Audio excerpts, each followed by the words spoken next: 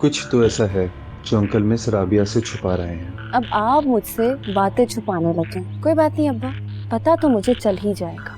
भाई ये फराज क्यों आया था? रामीन तुम मुझे बताओ, फराज क्यों आया था? वो क्या बताएगी? या मैं हूं ना जवाब देने के लिए।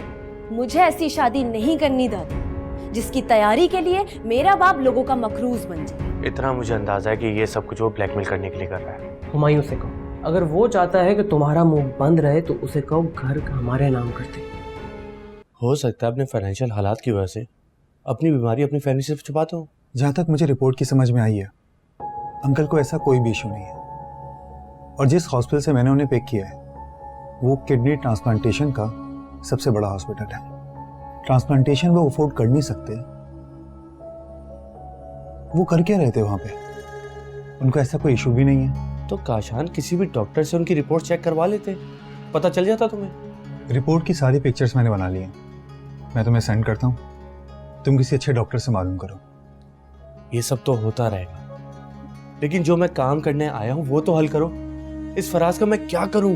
ये इतना बड़ा मसला नहीं है। नानी सब कहाँ हैं? कोई दिखाई नहीं दे रहा। उस शगुफ्ता ने तो बाहर मशीन लगाई हुई है और जाज़बा अनम की तरफ गई है। फरा के सिलसिले में बहुत परेशान है वो, शायद मुदस्सिर के साथ कहीं जाना था उसे। फरा का वाकई अभी तक कोई नहीं पता चला। ताई अम्मी तो बहुत परेशान होंगी उसको लेकर। परेशान तो है, खैर छोड़ो। तुम ये बताओ कि तुम ठीक तो हो ना? मुझे लग रहा है तुम किसी बहुत ज़रूरी काम से आई हो। जी नानी, ज़रूरी काम से आई थी। सब खैरियत तो है? नहीं नानी, कुछ खैरियत नहीं है। फराज ने बहुत परेशान करके रखा हुआ है। आप प्लीज उससे पूछे ना, वो मुझे मुसलसल अजियत में देखकर उसे कौन सी खुशी मिलती है, कौन सा सुकून मिलता है। अरे जरा खुलकर बात करो बेटा, कहना क्या चाह रही हो, या यूं ही बहलियां बुझवाती रहोगी? वो थानी फराज का कहना है कि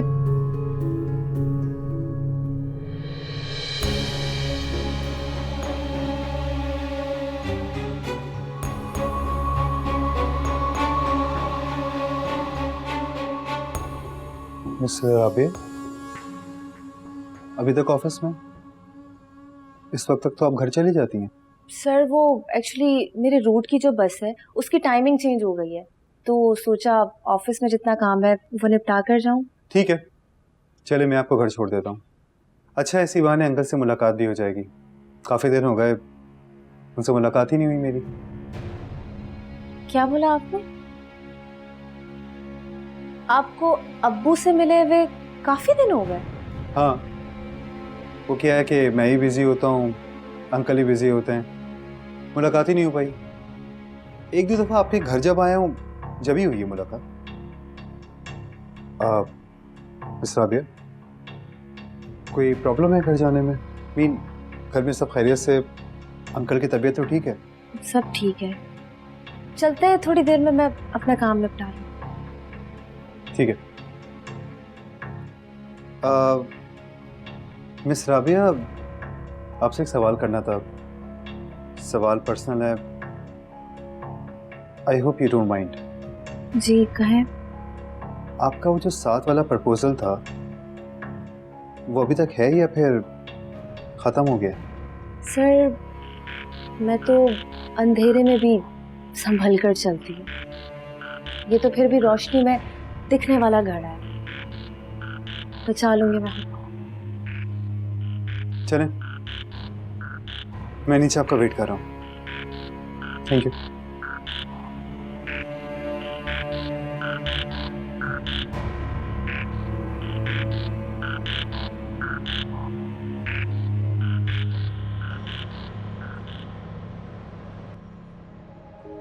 आपसे एक बात कहूँ, कोई परेशानी है आपको?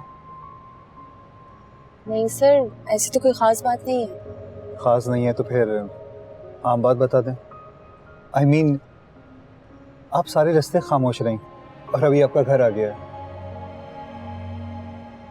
आप कोई ना कोई बात करती रहती हैं, लाइक ऑफिस के मुतालिक, फैमिली के बारे में, लेकिन आज तो आप पूरे रास्ते ही खामोश रहीं। कोई परेशानी है आपको? सर कभी कभी इंसान जहनी तौर पर इस कदर उलझ जाता है कि उसे समझ ही नहीं आता कि वो कब किससे क्या बोले। तो इसीलिए तो कह रहा हूँ कि आप मुझे अपनी परेशानी बता दें। आई एम सॉरी सर, लेकिन मैं उन लोगों में से हूँ जो अपनी उलझने, टेंशन्स, मसले खुद हल करने की कोशिश करते हैं। और हाँ, अगर इसके बाद भी बात ना बने तो फिर किसी ना किसी से शेयर कर लेती हूँ। चलें एक चीज़ का वादा करें कि जब भी आपको ऐसा लगे कि आपको अपनी परेशानी किसी से शेयर करनी है तो मुझसे शेयर करेंगे आप। ट्रस्ट मी, मैं बहुत अच्छा राज़दार हूँ। इंशाल्लाह सर, जरूर। अब मेरा घर आ गया है, मैं जाऊँ? Okay, bye.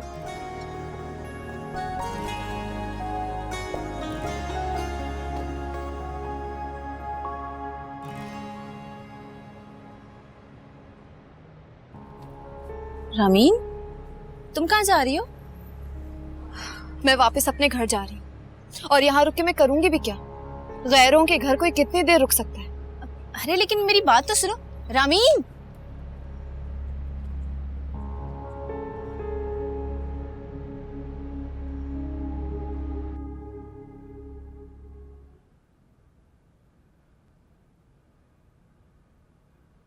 रामीन, तुम आज जल्दी क्यों आ गई थी? मैंने तुमसे कहा भी था कि मैं तुम्हें खुद लेने आऊंगा।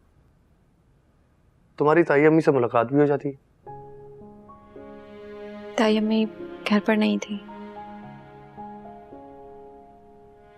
तो फिर तुम्हारी नानी से बात हुई? क्या वो फराज से बात करेंगी? मेरी इस बारे में कोई बात नहीं हुई उनसे।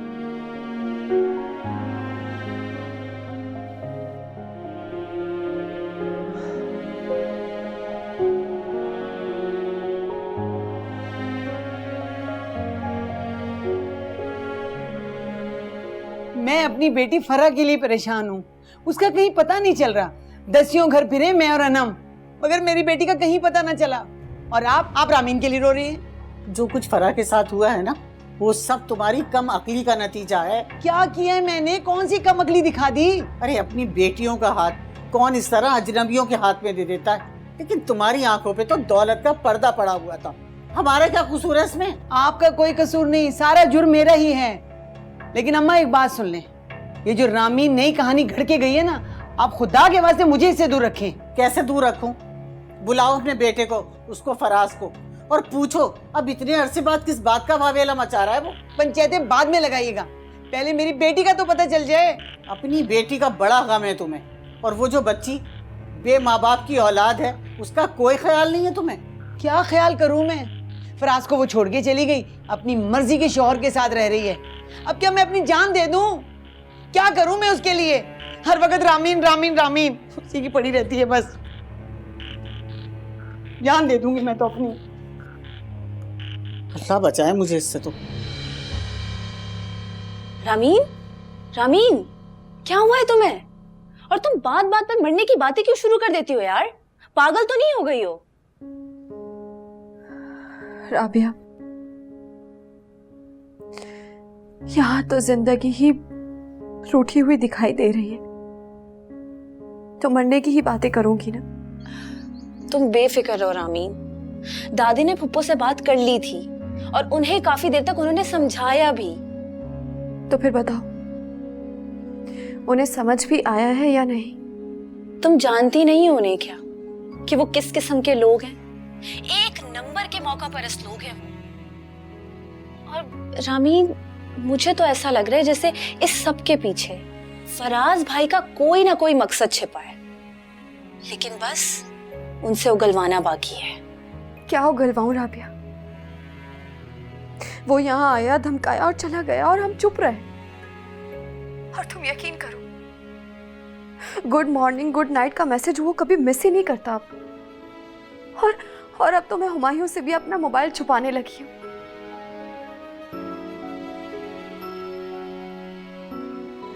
इस बात की हकीकत सिर्फ तुम मालूम कर सकती हो कि फराज ऐसा कर क्यों रहा है।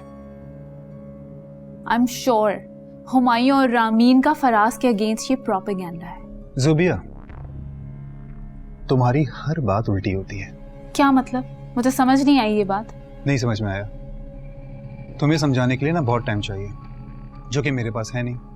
मुझे एक जरूरी कॉल करनी है। तुम सिर्फ फराज से ये पूछो कि वो किसे बेवकूफ बना रहा है, तुम्हें या फिर उस रामीन को। ये तुम्हारा काम है, मालूम करो। Excuse me.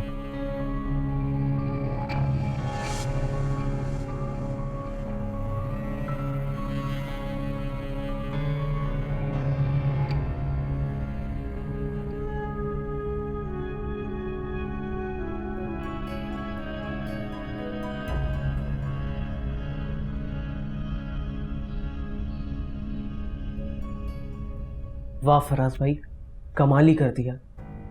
ऐसा तीर मारा है आपने कि उसके पूरे खानदान में तरथली मच गई है। तरथली? अब क्या हो गया खानदान में? आपकी साबका महबूबा कल तशरीफ लाई थी घर, नानी के पास। अच्छा खासा रोना डालकर गई हैं। और नानी ने जी भर के मुझे गालियां दी होंगी। नानी के पास इसके सिवा कोई और काम नहीं है क्या? अब उसका मुझे नहीं मालूम, लेकिन हाँ, कल अम्मा जरूर पूछ रही थी कि बात है क्या। अच्छा, तुमने उन्हें बताया तो नहीं ना? इतना अहमक नहीं हूँ, और वैसे भी अम्मा का एतबार आजकल नहीं किया जा सकता। नानी के ताने सुन सुन के उनका दिमाग उल्टे चलने लगता है। और वैसे भी फराह की गुमशुदगी को लेकर उनका दिल काफ़ी हिला हुआ है। बात बाद में सुनती हैं, काटने को पहले दौड़ती हैं। हाँ यार, फराह की वजह से तो मैं भी काफी परेशान हूँ। बस एक बार मुझे सिकंदर मिल जाए, मैं उसका वो हशर करूंगा जिंदगी भर याद रखेगा। उसका हशर बाद में करना, पहले अपने मिशन पर तवज्जो दो। हुमायूं को ये नहीं लगना चाहिए कि आप चुप करके बैठ गए हैं, बल्कि कुछ ऐसा करें, उसे उकसाएं ताकि वो खुद मुज़ाकरात के लिए आपके पास आए।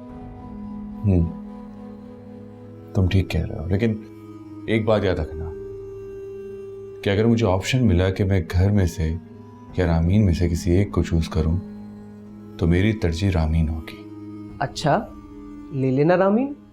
बल्कि एक काम करना, सड़क पर एक झोपड़ा लगाना और उसकी महारानी रामीन को बना देना। अरे भाई, बात को समझो।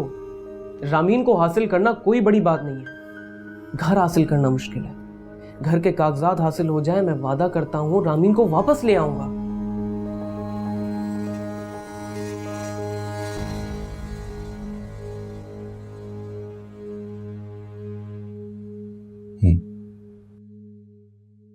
वैसे साबित कर दिया ना आपकी नानी ने कि वो जाज़बा आंटी की ही वालिदा हैं। ऐसी बात नहीं है। दरअसल हालात ही ऐसे बनते चले गए कि मैं सबकी नजरों में मशकूक होती चली गई। मेरे भाई की नाशुक्री कर रही हैं आप। उनकी नजरों में ना आप कभी मशकूक थी और ना ही कभी गिरी। हाँ, क्योंकि हुमायूं वाकई बहुत सच्चे और खरे इंसान हैं। उनके खुलूस का कोई नैमो बदल नहीं है। और उसी पुरखुलूस शख्स के सामने आपके वालिदैन ने फराज की फैमिली को तरजीह दी। कभी कभी तो मेरा दिल करता है कि काश आंटी अंकल होते, अपनी आंखों से देखते कि उनके अपनों ने उनकी बेटी का वो हाल किया है जो गैर भी नहीं करते। सिद्रा, ये तुम कैसी बातें कर रही हो? इन सब में रामीन का क्या कसूर है? तो मेरे भाई का भी कोई कसूर नहीं है। उसका क्यों तमाशा बन रहा है दुनिया के सामने? प्लीज हुमायूं, सिद्रा जो कह रही है उसे कहने दें। अगर मेरे बहन भाइयों के साथ ऐसा होता जो सुंबुल के साथ हुआ है या जो आपके साथ हो रहा है, तो शायद मैं भी ऐसा ही करती।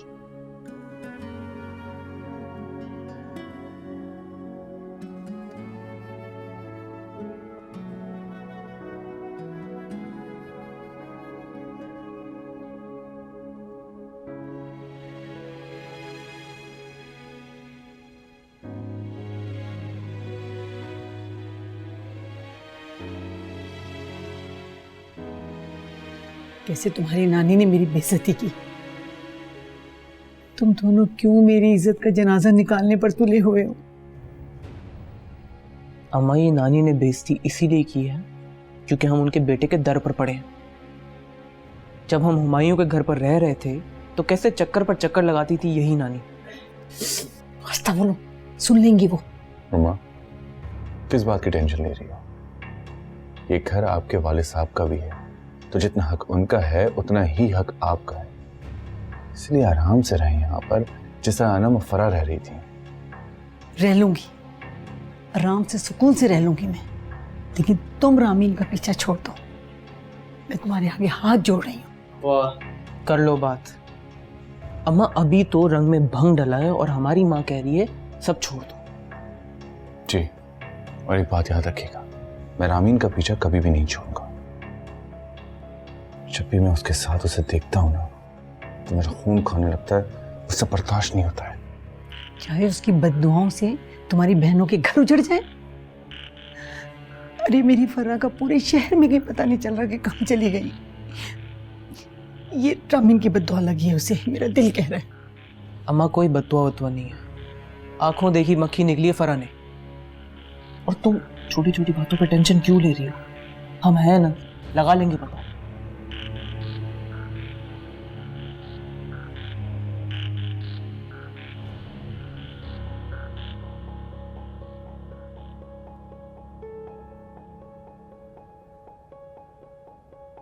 ठीक है अम्मा, मैं चलता हूँ। हाँ भाई, आपकी अकल समझ बूझ को तो अल्लाह ही हाफिज है, क्योंकि उसे बिगाड़ने में आपने कोई कसर नहीं छोड़ी है। मैं पूछ सकता हूँ कि आप किस बात पे मुझ पे तंज मार रही हैं? अरे वाह, मतलब आपकी अकल समझ बूझ के साथ साथ आपकी यादाश्त भी जवाब देती जा रही है। ये जो आप नई डुगडुगी बजाते फिर रहे ना, मैं उसी बारे में बात कर रही हूँ। अच्छा, मैं तो समझ रहा था कि इस रात से जरा सा पर्दा जो मैं उठाऊंगा तो हुमायूं और रामीन बिलबिला उठेंगे, लेकिन अब लग रहा है कि आग जो है वो चारों तरफ लग चुकी है ना? जी, वाकई आग चारों तरफ लग चुकी है। अब देखना ये है कि शोलों के लपेट में कौन कौन आता है।